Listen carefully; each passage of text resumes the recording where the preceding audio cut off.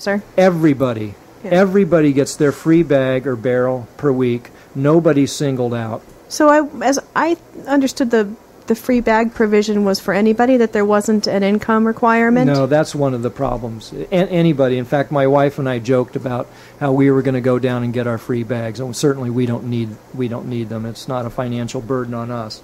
But I mean, that was one of the crazy. But if you were morally opposed to pay-as-you-throw, it'd be an option for you. Sure, yeah, it's one of the crazy things about that compromise. And that's why the free bag for everybody. You don't have to set up some sort of system where you somehow grade people on their poorness or their ability to buy bags. When everybody gets a free bag or barrel, one per week, then it becomes very, very simple. Very, very simple, and it helps level the playing field. So at first you were describing that, and I was thinking that you were envisioning that as a transition idea, but really you would see that as an end goal to have. Oh, I think it would be it would be very, very bad if you were to start with a modified pay-as-you-throw and then transition to a full pay-as-you-throw. Mm-hmm. Otherwise, everybody gets a free bag or barrel, and then say, okay, now nobody gets a free bag or barrel, or only the lower incomes get the free bag or barrel. Mm-hmm. I feel that one of the problems with this whole way this is developed is the Solid Waste Committee, their primary interest was increasing recycling and decreasing the waste stream. And the primary interest of the Brattleboro Select Board was in shifting $328,000 off of the taxes. Mm-hmm.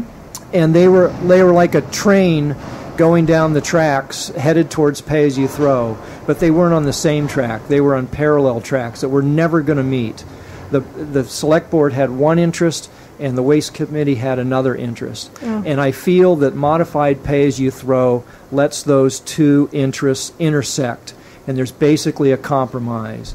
The pay-as-you-throw advocates may not get the full benefit of the financial incentive to reduce trash, though I would argue that most everybody would be very, very similar. If you got your free bag, you would be avoiding that second bag that would cost money.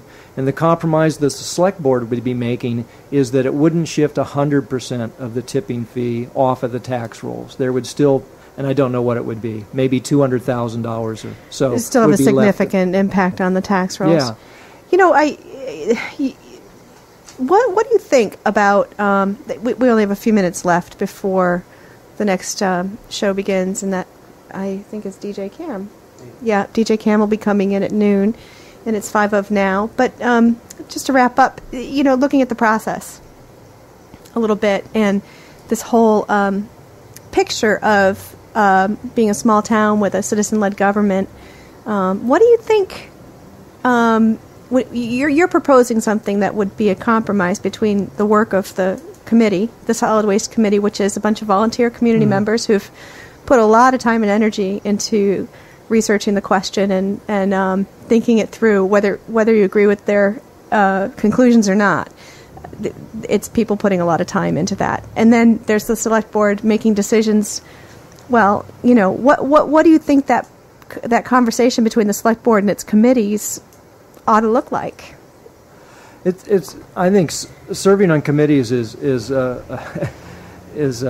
an enviable task. The Solid Waste Committee at least had the benefit that their recommendations were accepted by the Select Board. Very mm-hmm. often committees bring recommendations to the Select Board, and the Select Board says, thanks for your work, and then just turns away from their recommendations mm-hmm. and they sit in a file somewhere.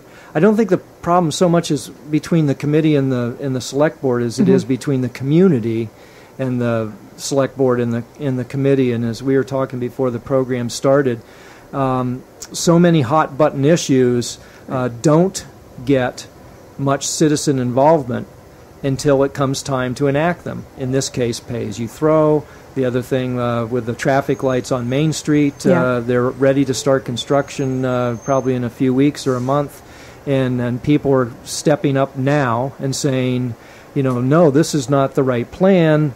we should be talking about this. And the select board and AOT says, we've been talking about this for years. So everyone feels kind of bonked over the head. Yeah. So somehow, and I really don't have the answer, but it's how do you identify the very emotional, hot button issues that are very likely to blow up into a public controversy at the last minute?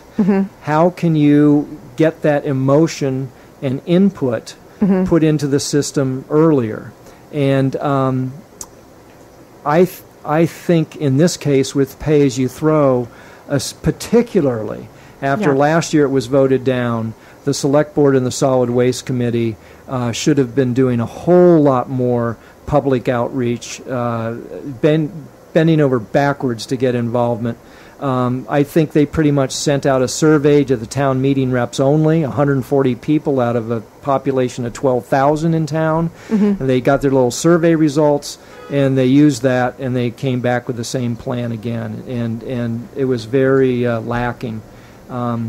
Still, on the other hand, I'm not sure I have the answer as to how you let the community know this is a big one coming up. Yeah. We're going to be talking about it now, and now is the time to get involved. But it couldn't hurt to be wondering how to do that before the next one comes along. Right. Right. Well, thanks, Moss. This is WVEW LP 107.7 FM, Brattleboro Community Radio. And if you're interested in contacting me with follow-up about if you've been listening to this interview, I've been talking to Moss Kaler, of the group of petitioners who are responsible for bringing around a citizen vote on pay-as-you-throw. And I can be reached at lk@sover.net. We'll be posting some interviews on the issue at ibrattleboro.com shortly. You can take a look tomorrow or the day after in case you missed anything and you want to catch up.